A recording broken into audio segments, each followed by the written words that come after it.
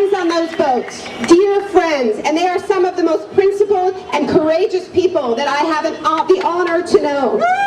Now, we don't have all the facts about what happened last night. The Israeli government and its propaganda machine has made sure that we don't have all the facts, but we do know this.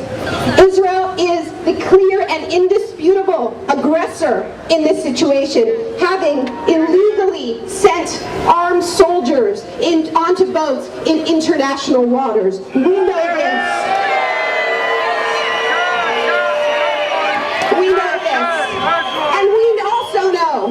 That the Israeli government committed this illegal act in order to defend its illegal siege on Gaza that has been condemned as illegal collective punishment violations of the Geneva Conventions by multiple UN experts, including Richard Fall. So, of course, our first demand is to lift the illegal siege on Gaza, which is a great form of collective punishment.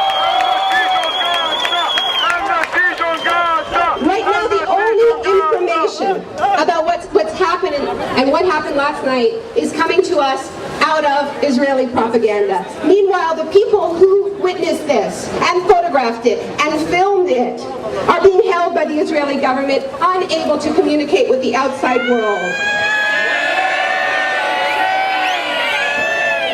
These are not arrests. These are illegal kidnappings in international waters. Let our people go.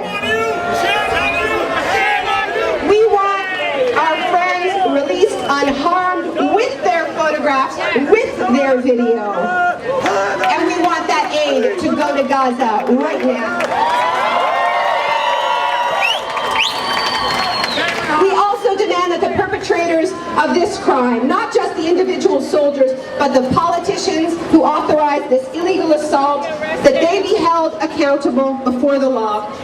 Until Israel complies with these demands, until Israel complies with all international laws, it should face the same consequences as any rogue state, which are diplomatic and economic sanctions. We know that.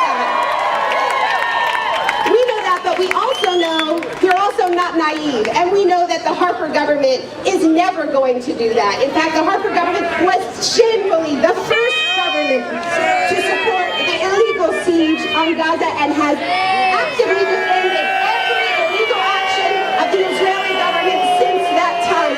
So we're not waiting for any miracles now, because our government will not fulfill its duties as a government to hold Israel accountable to international law. It is our duty, our responsibility to the people of Gaza, to the people on those boats who put their lives on the line, to fill the gap left by our government. We need a people's foreign policy, a people's foreign policy, a foreign policy that says that no state is exempt from international law. The human rights architecture that Israel violates with impunity, including the Geneva Conventions, was the international community's response to the horrors of the Nazi Holocaust.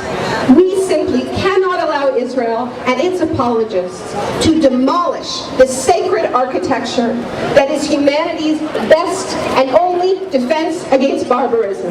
So, how do we do it? How do we fill that gap? 3 words, my friends.